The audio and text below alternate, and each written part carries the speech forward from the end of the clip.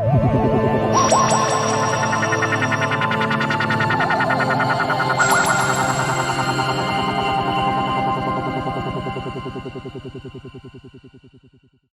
guys, dalam video kali ini kami PT Jasa Konsultan Keuangan ingin mereaksi video wawancara viral Robert Kiyosaki tentang uang. Yuk simak baik-baik video kali ini. Do the rich people cringe and say, "Don't tell them that, Rob"? Yes. Don't tell people what you know. Right. Keep them poor. My father was the head of education, PhD, all that stuff. I go home and ask him, said, why don't we learn about money in school? And he looked at me and says, because the government doesn't let us teach that subject. The government tells us what we can teach and what we can't teach. And I thought that was strange. And I said, but aren't we going to school to learn about money? He says, no, your job is to get a job. I said, but you get a job to earn money. He goes, no, you're supposed to just get a job. And I went, no. Isn't the purpose of a job to earn money? He goes, you're correct. I said, so why don't I just learn about money? I can skip the job part, And he got flustered and he said, if you want to learn about money, why don't you ask your best friend's father about money? And I said, why? That's Mike. So I asked him. He says, because Mike's father is an entrepreneur. And I said, what are you? He says, I'm an employee. I'm a government employee. I went, oh, what's the difference? He says, the difference is an entrepreneur must know about money, or they're no longer entrepreneurs. And he says an employee doesn't have to know anything about money, because the government will take care of them, the company will take care of them. So I'm all confused. But I took my dad's advice and I trundled over to Mike's father's office and knocked on his door and I said, hey, I'm here, 9 years old. Teach me about money. He says, beat it, kid, But that's where the story of Rich Dad, Poor Dad started. And finally, through persistence, my rich dad started teaching me about money on one condition. And that condition was he would never pay me. He says, the moment I pay you, you think like an employee. He says, that's the trap. Entrepreneurs work for free. And now I'm 9 years old, my head's cracking in half. He says, you never want a paycheck. You understand that, kid?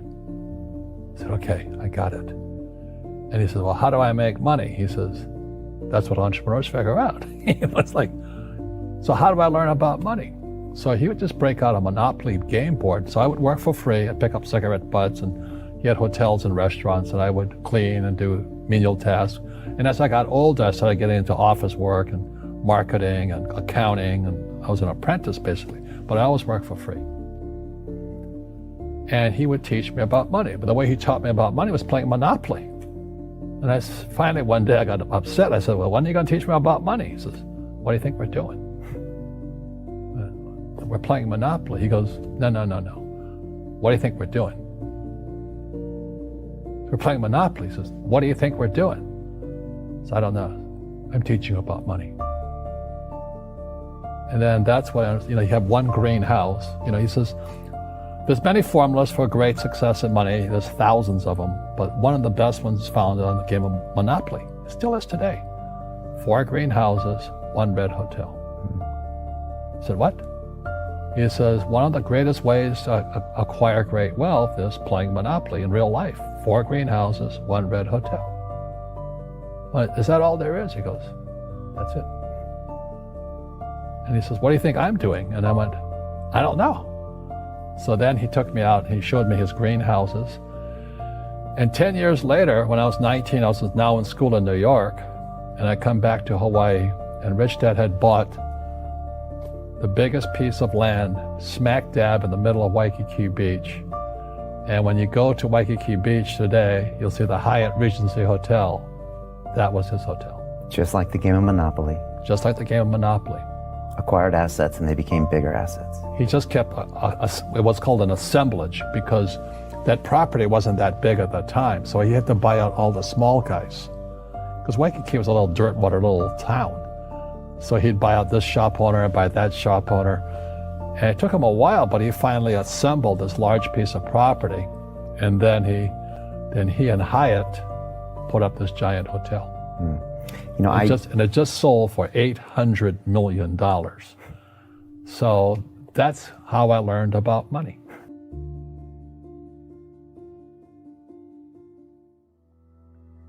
I've had financial crashes. I've had people stab me in the back, but they're all good because I grow from it. That's spirituality. Right. People who are afraid of making mistakes, like they teach in school, they don't ever grow.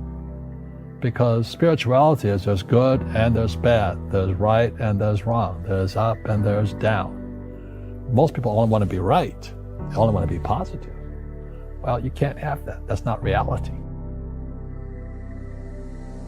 Well, I wasn't poor by most people's standards, but I came from a family with a poor attitude, if you know what I mean. Because rich, poor, middle class, poverty starts with a fundamental attitude. Poverty is passed on. It's taught in your families. And middle class is taught in families. And so the people right now who are sitting at home, who are struggling financially or worried about money or unhappy, they may be making a lot of money, but unhappy with what they're doing, it was probably taught to you. Your super ego was taught, get a job, work hard, or you'll never be rich, or the rich are evil, or whatever. The school system will never teach you about money. The school system was designed to teach you to be an employee, which is important, or a doctor or a lawyer, a specialist, but never about money. And what most people lack is real business knowledge, like accounting, like debt, like taxes. You got to know that stuff, but they don't teach it in school to anybody. So, and then when people ask me, how did your rich dad learn this when your poor dad, a PhD, didn't? And the answer is very simply, my rich dad, who's my best friend's father, his father died when he was 13. So his rich dad had this family business at 13 to run. So he had to drop out of school, which was his blessing. There's blessings, and sometimes the blessing doesn't look like a blessing, but it turned out to be a blessing. And then his teachers became his bookkeeper, his accountant, his attorney, his banker, his real estate agents. So he has what I call real teachers, not these fake teachers in school.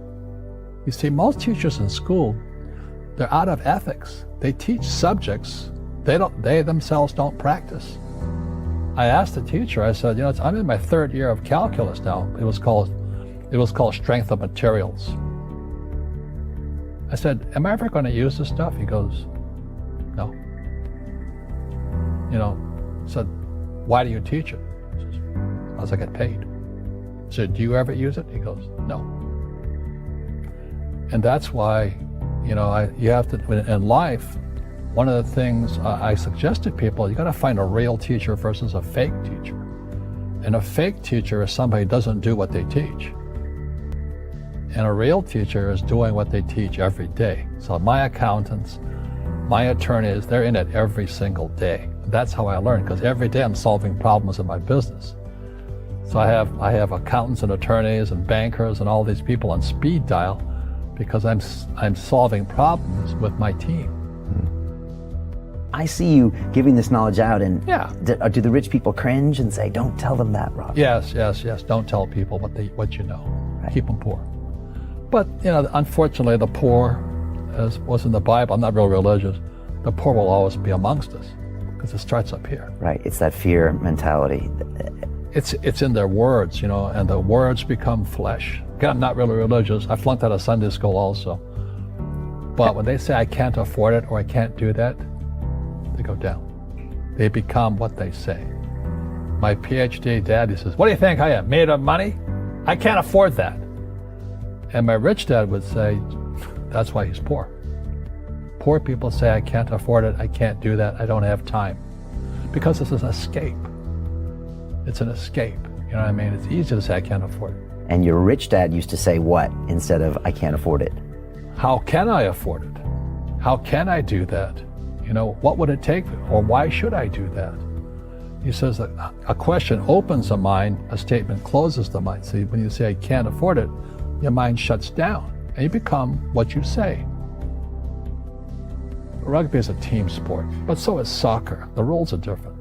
And other people are golfers. They play by themselves. And so everybody's different. So my game financially is business, number one. Second is real estate. So what I say to young people is you find your game. Bagaimana videonya guys? Kira-kira pelajaran apa yang dapat kita petik dari video tersebut? Komen di bawah ini ya. Oh ya, jika kalian ingin konsultasi masalah keuangan, laporan keuangan perusahaan, pajak, dan strategi pemasaran atau digital marketing, jangan sungkan untuk hubungi kami di 0811 808 5705 atau buka situs resmi kami di www.jasakonsultankeuangan.co.id. Sampai jumpa dalam video berikutnya.